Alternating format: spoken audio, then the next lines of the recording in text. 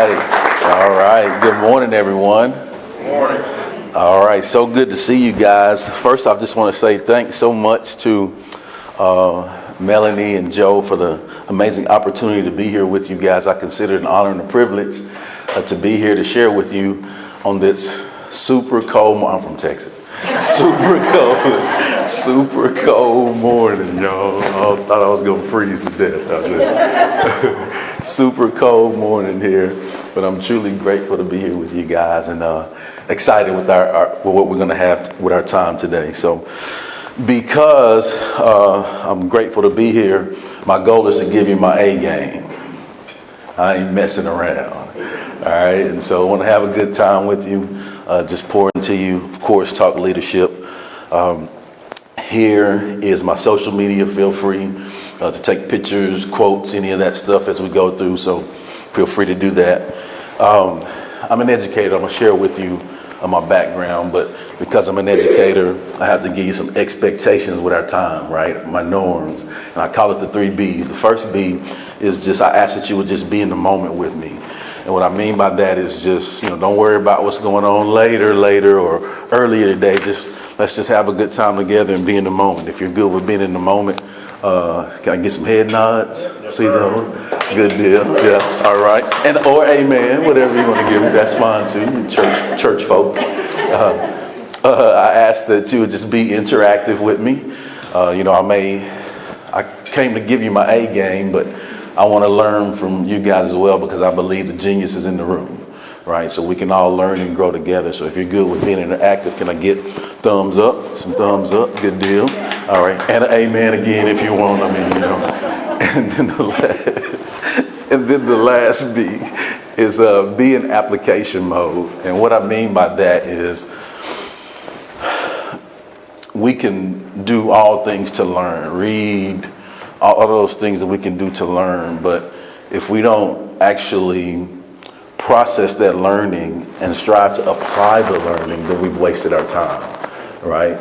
And so I believe that your time is valuable, my time is valuable. I ain't gonna waste your time, right? So my goal is I hope that you can take at least one thing from what I give you today and actually use it and apply it in your life to help you be better leaders. So if you're good with being in application mode, tell me, we're ready, coach. We're ready, coach. All right, good deal. Well, let's go. So a little bit about me.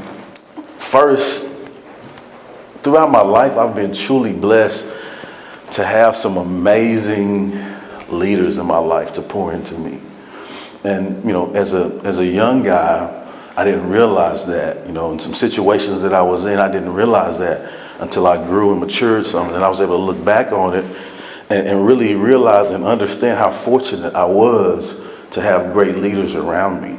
And so I am Coach Chip Baker, and so typically I move around. So Mike says, so I may walk around some and use my coach voice in a little bit. So just give you a heads up on that. But just a little bit about me. I am Coach Chip Baker. I'm a teacher, 4th generation educator, teacher, former coach. I'm in my 26th year of education. Like Mel said, I'm from Texas, from Houston, Texas, Conroe, Texas, which is north of Houston. Coached for 20 of those years. Along that journey, like I said, was blessed to be around some amazing leaders to learn from. Creator of the Success Chronicles YouTube channel, podcast, author, inspirational speaker. That one always gets me when I say author, because like where I'm from, I was raised in a small community. I wasn't raised around people that wrote books, right? So like when I say like I'm an author, like that always trips me up, because like a real book. Can I believe that? Like you open up the book and it's like, wait, it's an ISBN number in there, like real book, yo. And so that always gets me, because I wasn't raised around that, but it's done 2 things for me. It's allowed me to remain humble, because, man, it shows me that great things are possible, right? But then it also allows me to be hungry too, because it shows me that great things are possible. right? And when I say hungry, I don't spell it Hungry. I spell it like 4 O's, right? Hungry. It allows me to be humble and hungry to continue to achieve and do great things. Here's some things. I know we're on the time limit, so I'm going to kind of go a little quicker. I want to make sure I honor the time. But here's some of the things that I've been blessed to do. My family, speaking, some of the things, books there on the bottom. But I am a super reflective guy, right? I always reflect on things, try to find ways to be better. And so when I knew I was going to have this amazing opportunity, I did some reflection, right? And so my first reflection is, like I've said a couple times already, I've been blessed to have some great people in my life to pour into me. I am a product of a whole lot of people loving me. And I'm truly grateful for that. Those people, those leaders in my life, they went above and beyond to look out for me and take care of me. And I'm truly grateful for that. And I saw that they lived a life of leadership and service. Right? So they didn't just say, hey guys, we need to be leaders, we need to give service. No, by their actions, they showed that. Right? They could say, hey, well, I'm here for you, but they were there for me, right? They showed by their actions that they gave leadership and service, and really, it made me who I am today. Now, I smile when I said that. I caught myself smiling. I even got on my toes too. It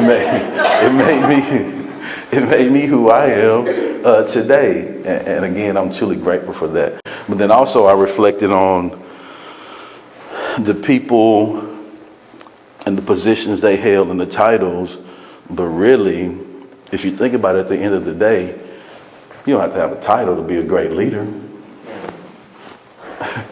Right? Like we all can be great leaders wherever we are if we choose to give service, if we choose to go above and beyond, if we choose to understand it is bigger than us. Right? You don't have to have a title to do that. So, leadership traits. And this is the part, y'all say y'all gonna be interactive, right? So this is the part where we talk here. All right. So what I'd like for you to do now is just, each of you guys, just think about the leaders that you've been blessed and fortunate to have in your life. And I'd like for you to think about some of their successful traits that they exhibited. And on your table there, you should have the note sheet. I forgot to tell you that when we talked about the application piece. You'll have a note sheet there. And so what I'd like for you to do is think about, let me work on my teaching, my pedagogy here, right? So I want you to work with your elbow partners, right? Discuss with your elbow partners some traits of those successful leaders that you've been blessed to have in your life. You guys discuss those, write those down, and then we'll talk about those. And I'll give you about a minute to do that. Everybody good with that? All right, go. All right, so what I'd like to do now is we'll just go about the room and we'll just this is where we all learn and grow together here, okay? So let's share. What about in this area? You guys want to share some of those traits? I think the one that stuck out for me is empathetic. Yeah, as a leader, you have to understand your people and be empathetic because life be lifing. And nobody's immune from growing through tough things. And so when we, as leaders, we can have empathy and be understanding.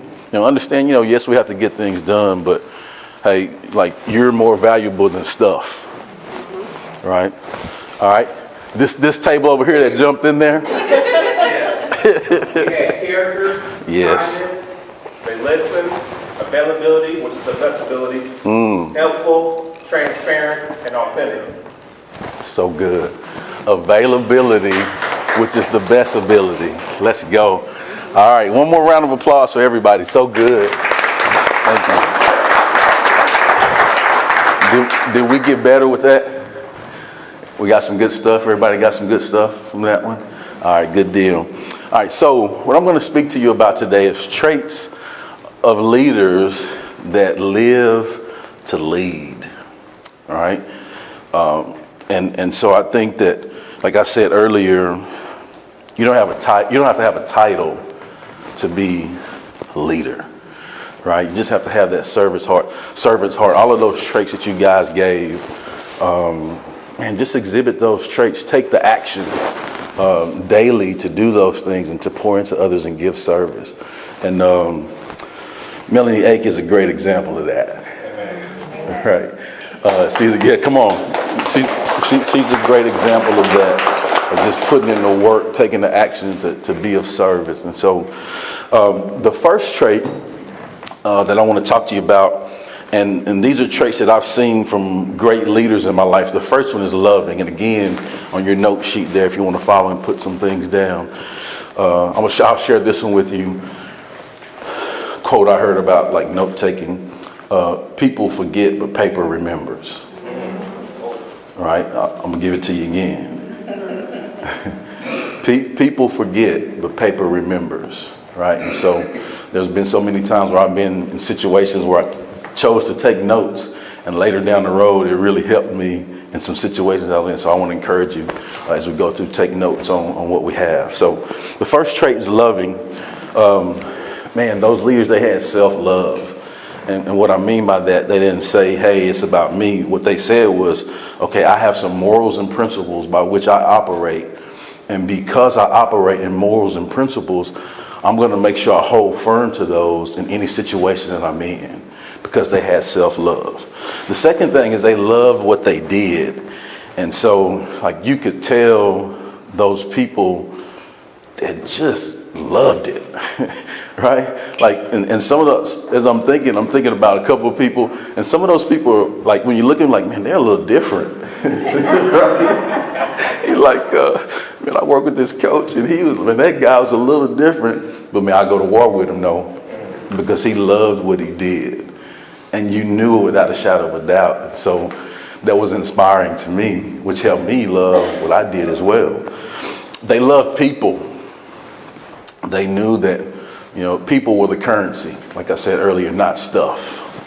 All right, they knew that people were important. You have to love people and make sure that people are important. And then the last thing, man, they loved unconditionally.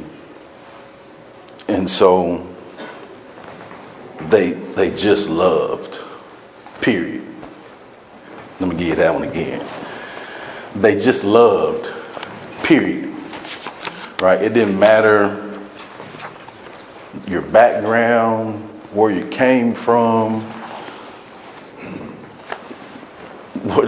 even if you didn't feel inadequate, they just loved, period. And it was great to be around people like that, because they poured into me, which filled the gaps in my life, which helped me develop my personal leadership skills. All right. So those are the traits. The first trait was loving, that those great leaders that I've had in my life that I saw. And so this was the first example of showing me what love was. And in the picture, that's my mother, that's myself in the middle. On your right, that's my little sister. And so in my family, I'm a fourth generation educator. Like I told you, mom, grandmother, great grandmother were educators. And they were those educators that, like, even when they retired, they didn't stay away from school, right? They gave service. And I also like to say this, we were church folk. Y'all know what that is? Amen. Amen. Amen. Church, when you say it with no S, that means we did church a lot, right? Church folk, right? And the reason we did church a lot is because my mother and my grandmother were ministers of music in our churches. So if there was anything going on, we had to be there. But man, that was the first example of love that I saw. And we were taught faith principles, and those faith principles were backed by love principles. I got to give you that one again. That gave me chills when I said that one. I mean, we were taught faith principles, but the faith principles were backed by love principles, which really they were intertwined. If that makes sense.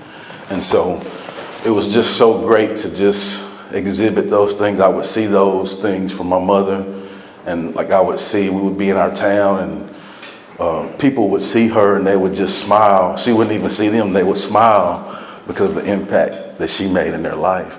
And so that made a difference to me. That inspired me to strive to do those things as well. So what I want to do now is give you about 30 seconds to write down your takeaway from the loving piece that we went over on your paper. So I give you about 30 seconds to do that. Go. All right, so the next trait that the amazing leaders that I've been blessed to have in my life, they were encouraging. Have any one of you guys, rhetorical question here, have any of you guys had anyone in your life to encourage you? Yes. Oh, yeah. Okay, let's go deeper. What did that feel like? Everything.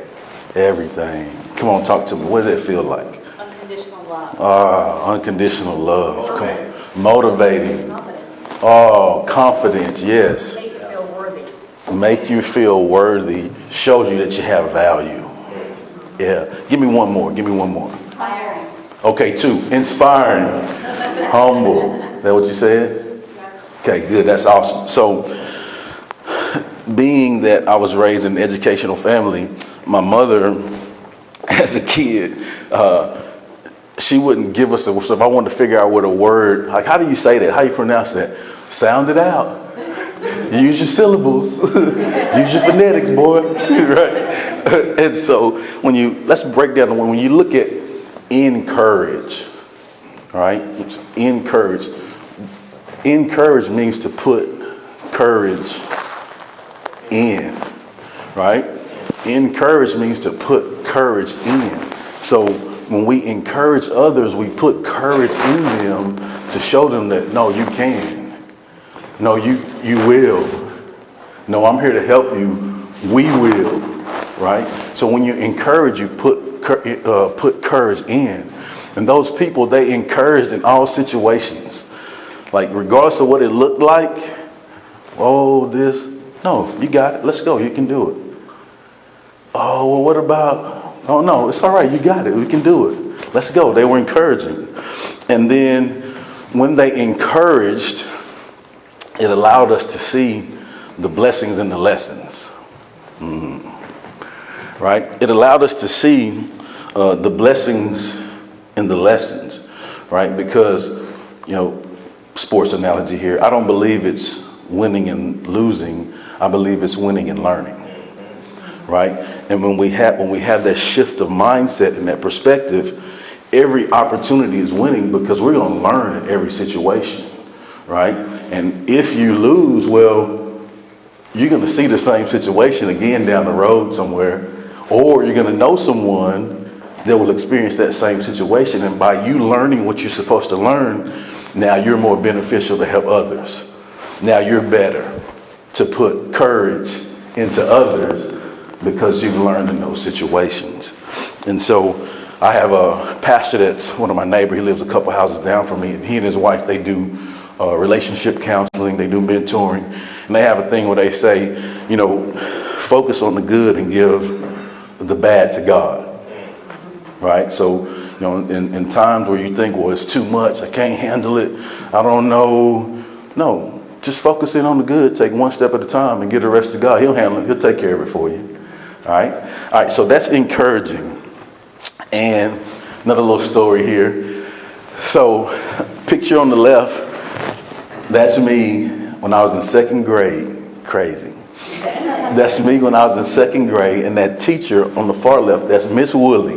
Love Miss Woolley. I smiled again when I said that. I love Miss Woolley because she was always so encouraging, right? The second picture there, that's Miss Woolley, my grandmother, and my great-grandmother. Again, that was the same day, same outfits. But I think it was like a Christmas party or something. And so, like I said, my family, they didn't stay away from school. Any opportunity to get to school, they were coming to help out. They were passing the plates around, all the cutting cake, all that stuff. Well, fast forward, man, this is so good. Fast forward, a few months ago, I was honored in my town in the library. They have a Chip Baker, All Things Are Possible exhibit in the library in my hometown. Crazy.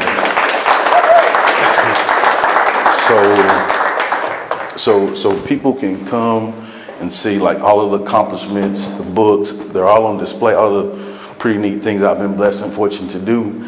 And this was an event was at an event for the reveal, and that lady in that picture is Miss Woolley. Yeah. That lady in that picture is my second grade teacher, Miss Woolley, and I'm glad that somebody caught those pictures of us talking. And she's in the top one. She's saying, "Man," first thing she said, "Chip Baker, I'm so proud of you." She said it like that, my whole name. You know, you say the whole name is for real, right? She said, "Chip Baker, I'm so proud of you," and that's what she was saying. Man, I always saw greatness in you. I love you, love the things that you've been doing, and it's so encouraging to see that. And what I told her, Miss Woolley, I so appreciate you. And I was able to tell her that because of the encouragement that she poured into me, it showed me that I was capable of doing great things. Like, she put courage into me as a young guy to show me, man, it didn't matter where I was from. It didn't matter my background. It didn't matter. None of that mattered. What matters is, like, do you believe that you can? Well, if you believe you can, go make it happen. And we're here to support you to do that. And so, man, that was so encouraging. I wanted to share that with you. So on your paper, with the encouraging piece, your takeaway of what you can apply to encourage to help you be a better leader. Go. All right, so the next trait that I'm going to give you a couple seconds because I still see some people writing. I want to make sure I give you time to do that because that's important to get your takeaway. So I'll give you a couple more seconds. Okay, Joe's giving us some more time. 5, 4, 1. All right, so the next trait that I've seen by great leaders that I was blessed to have in my life is they were accepting. And they understood that there's beauty in our differences, right? They understood that when we all come together and we have the differences, backgrounds, makeups, experiences, when we come together and we bring those together, oh man, magic happens when you do that. You're accepting of that and you bring everybody's strengths to the table. They understood that everyone has value. And they showed that. Like, they brought that out of you. They put you in position to excel at what you were great at. They put people in position to excel. And so they took the time to realize what my strengths were, what our strengths were.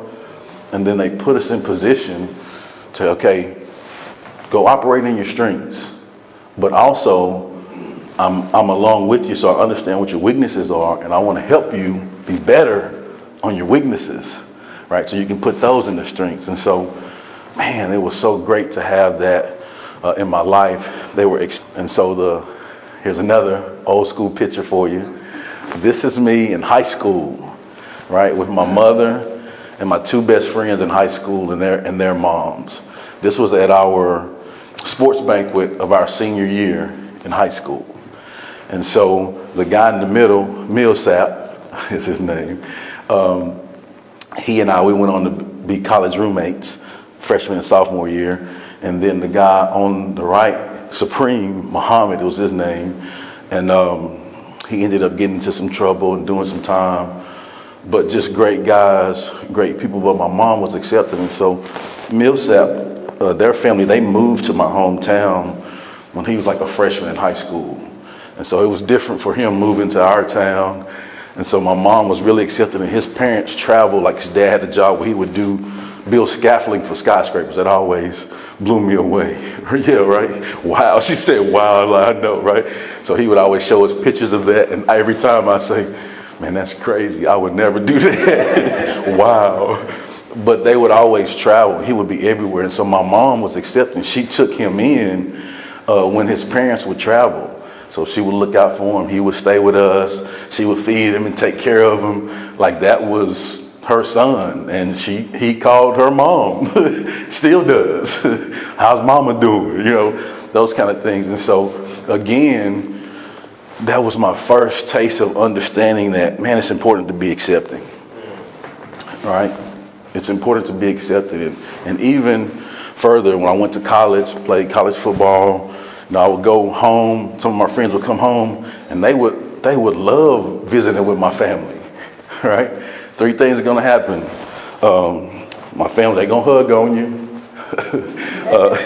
They gonna feed you, right? And they gonna love on you, right? And so my friends, everybody that I would bring home to be around my family, they love, I mean, even to this day, like my friends, man, I remember, man, your grandma, that sweet tea she made, that was awesome. Just different memories because of the love and the acceptance. And so great leaders are accepting.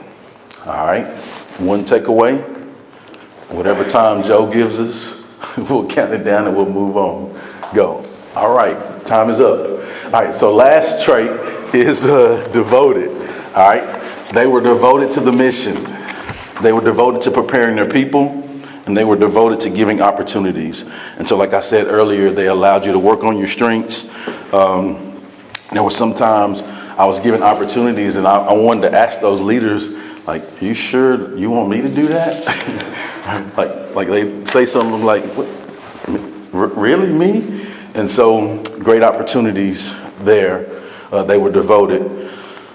Last picture, that was my elementary school principal, my superintendent. My elementary school principal was also my little league baseball coach, right?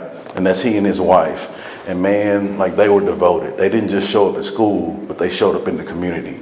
Fast forward, getting my first, because I knew that man, I was able to get my very first teaching and coaching job.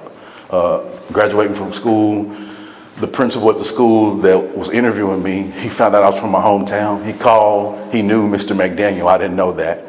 Right? So he asked me, "Hey, tell me a little bit about this Chip Baker kid." So he went on to tell him, "Oh man, he's a good guy. You should give him an opportunity." He said some good things about me, and that principal hired me for my very first teaching and coaching job off of what my little league baseball coach and my elementary school principal told him. Wow. Reputation. Man, devoted, right? And so just wanted to go through that and share that with you. I won't go into detail because I got to go, got to move. But write down your takeaway right quick. And as you're writing down your takeaway from devoted, I want to just close with you. So great leaders, they live to lead. And y'all talk with me through this. So loving, great leaders are loving. What does loving start with? L. Great leaders are encouraging. What does encouraging start with? E. Great leaders are accepting. What does that start with? A. Great leaders are devoted. What does that start with? D. That spells lead. Great leaders live to lead. Right? And I hope that I was able to give you some things that you can apply in your life to help you be a great leader. Thank you so much for your time. Go get it.